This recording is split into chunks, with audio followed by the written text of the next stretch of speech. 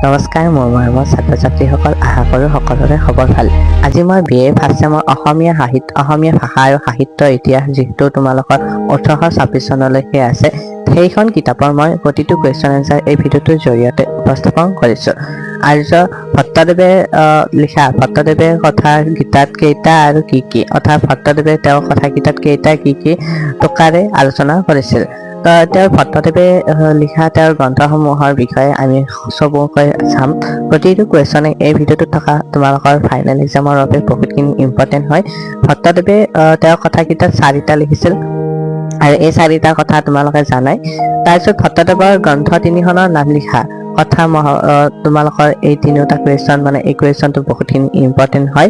তাৰপাছত ভট্টদেৱে স্থাপন কৰা সত্ৰ 2খনৰ নাম লিখা, তোমালোকৰ সত্ৰৰ নাম বা কিবা কিবি নাম, কবিতাৰ নাম, গ্ৰন্থৰ নাম, এইবিলাক কুৱেশ্যন বহুতখিনি ইম্পৰ্টেণ্ট হয়। আৰু এইবিলাক তোমালোকৰ মানে এইবাৰ ফাইনেল এক্সামত বেছিভাগ তোমালোকৰ কবিতাৰ নাম লিখা, গ্ৰন্থৰ নাম লিখা, 2জন লিখকৰ নাম লিখা, এনেধৰণৰ মানে কুৱেশ্যনবিলাক বহুতখিনি কমন আহিছে। অসম বৰ্মীয় উপভাষাত অৰ্থাৎ উপভাষাসমূহৰ কি, অৰ্থাৎ অসম বৰ্মীয় উপভাষাসমূহ তোমালোকক ক'ব দিছে। অসমীয়া হৈছে অসম বৰ্মীৰ উপভাষাসমূহ, অৰ্থাৎ অসমীয়া এটা অসম বৰ্মীজৰ প্ৰধান ভাষা, যিসকলে সাহিত্য আৰু সংস্কৃতিৰ বিস্তৃতি। তাৰপিছত বিধি ভাষা, কিবা বিধি ভাষা আছে, বৰাক ভাষা আছে। বিশেষকৈ বিধি ভাষা অসমৰ কিছুমান জনগোষ্ঠীৰ দ্বাৰা পৰিচালিত হয়। আৰু বিভিন্ন ধৰণৰ ভাষা আছে, মই 5টা ভাষা বৰ্ণনা কৰি দিছোঁ। অসমীয়া ভাষাৰ ইতিহাসৰ বিষয়ে চমুকৈ আলোচনা কৰা, অৰ্থাৎ অসমীয়া ভাষাৰ ইতিহাস বুলিলে তোমালোকৰ অৰ্থাৎ একেবাৰে পুৰণি যুগৰ পৰা, অৰ্থাৎ প্ৰাৰম্ভিক সময়ৰ ক্ষেত্ৰত পৰা, অৰ্থাৎ প্ৰাৰম্ভিক যুগ, মধ্যৱৰ্তী প্ৰাৰম্ভণিক সময়ত অসমীয়া সাহিত্য কেনেধৰণৰ আছিল বা অসমীয়া ভাষাৰ ক্ষেত্ৰত কেনেধৰণৰ বিকাশ সাধন হৈছিল সেই বিষয়ে লিখিব লাগিব প্ৰথমতে। তাৰপিছত মধ্যৱৰ্তী ক্ষেত্ৰত অসমীয়া ভাষাৰ ক্ষেত্ৰত কি ধৰণৰ বিকাশ হৈছিল সেই বিষয়ে লিখিব লাগিব। তাৰপাছত তোমালোকে লিখিব লাগিব আধুনিক যুগ, অৰ্থাৎ আধুনিক যুগত অসমীয়া ভাষা সাহিত্যৰ কেনেদৰে যুগ বিভাজন হৈছিল বা কেনেদৰে অসমীয়া ভাষাৰ কেনেদৰে প্ৰচাৰ হৈছিল সেই বিষয়ে লিখিব লাগিব চমুকৈ। তোমালোকৰ প্ৰতিটো এইটো কুৱেশ্যন বহুতখিনি ইম্পৰ্টেণ্ট হয়। অসমীয়া ভাষাৰ বিকাশ কিদৰে হৈছিল বা অসমীয়া ভাষাৰ বিকাশৰ সম্পৰ্কে চমুকৈ আলোচনা কৰা। নেক্সট কুৱেশ্যনৰ সৈতে আমি আগবাঢ়ো। এতিয়া তোমালোকৰ যদি ভিডিঅ'টো ভাল লাগি আছে, প্লিজ তোমালোকে স্কিপ নকৰি সুন্দৰভাৱে এটা তোমালোকে কমেণ্ট কৰিবা বুলি আশা ৰাখিলোঁ। ভিডিঅ'টোৰ মাজতে মই তোমালোকক এটা কথা ক'বলৈ মই কৈছোঁ, যদি তোমালোকক কিছুমান অসম চৰকাৰৰ লগত ভাৰত চৰকাৰৰ কিছুমান কিতাপ থাকে, তেনেহ'লে তোমালোকে কমেণ্ট কৰিবা। এতিয়া আমি আগবাঢ়ো। বৰগীতৰ বৈশিষ্ট্যসমূহ উল্লেখ কৰা। এই কুৱেশ্যনটো ফাইনেল এক্সামত আহিবই, তোমালোকৰ বৰগীতৰ বৈশিষ্ট্যসমূহ উল্লেখ কৰা।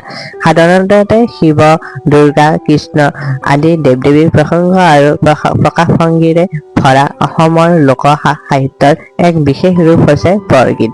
বৰগীতৰ কিছুমান বৈশিষ্ট্যসমূহ হৈছে, অৰ্থাৎ বৰগীতৰ বৈশিষ্ট্যসমূহ তোমালোকে সুন্দৰভাৱে এই কুৱেশ্যনটো চাব লাগিব।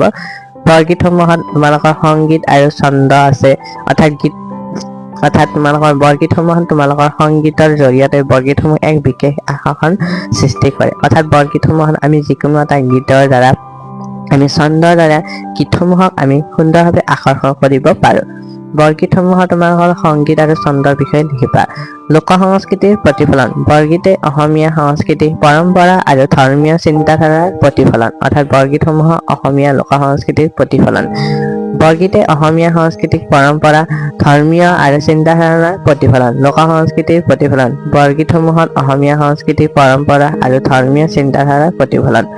দৰ্শন আৰু গুণৰ ক্ষেত্ৰতো বৰগীতৰ এক গুৰুত্বপূৰ্ণ বৈশিষ্ট্য আগবঢ়াইছে।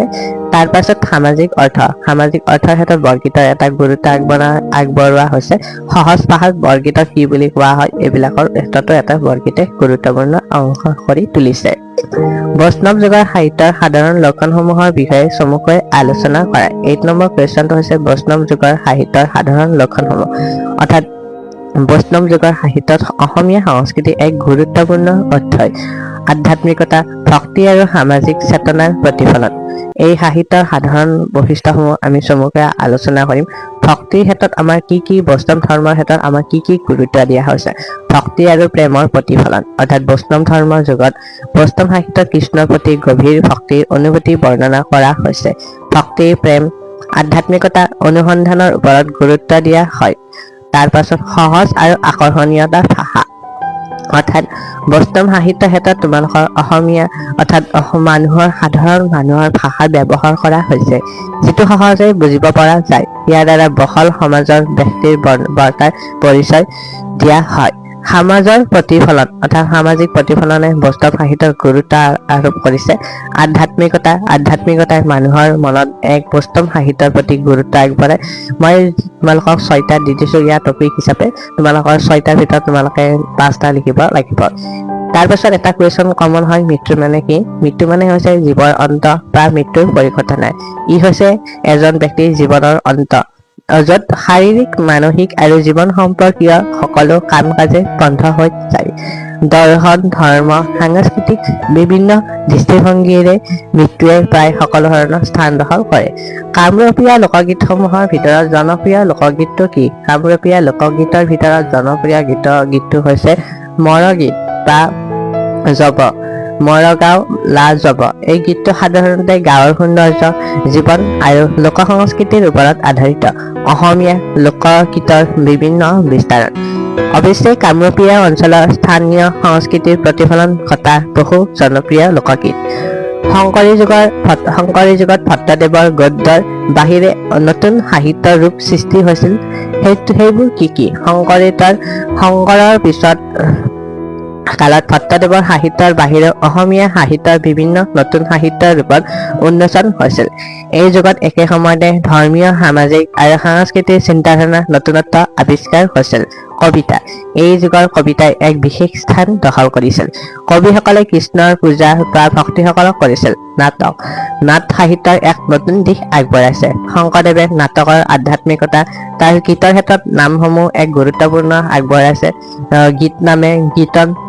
তাৰপিছত গদ্য সাহিত্য। ভট্টদেৱৰ গদ্যৰ পৰা অনুপ্ৰাণিত হৈ থকা এক ধৰণৰ গদ্য সাহিত্য হৈছে উন্মোচন ঘটিল। শিক্ষা আৰু প্ৰবন্ধ। এই সময়ছোৱাত ধৰ্মীয় আৰু সামাজিক প্ৰবন্ধ আৰু শিক্ষামূলক কাম কাজ বৃদ্ধি পালে। শংকৰদেৱৰ চিন্তাধাৰা, সামাজিক সমস্যা, আধ্যাত্মিকতা বিশ্লেষণৰ ওপৰত সাহিত্য ৰচনা কৰা, অৰ্থাৎ শিক্ষা আৰু প্ৰবন্ধ ক্ষেত্ৰত এক গুৰুত্ব আৰোপ কৰিছে। অসমীয়া সাহিত্যৰ যুগ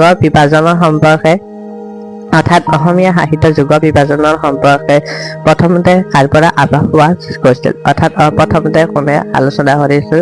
পণ্ডিত হেমচন্দ্ৰ গোস্বামী। এইসমূহ কুৱেশ্যন মই আলোচনা কৰিলো। যদি এই ভিডিঅ'টো ভাল লাগিছে প্লিজ তোমালোকে লাইক, শ্বেয়াৰ আৰু কমেণ্ট কৰিব বুলি আশা ৰাখিলো।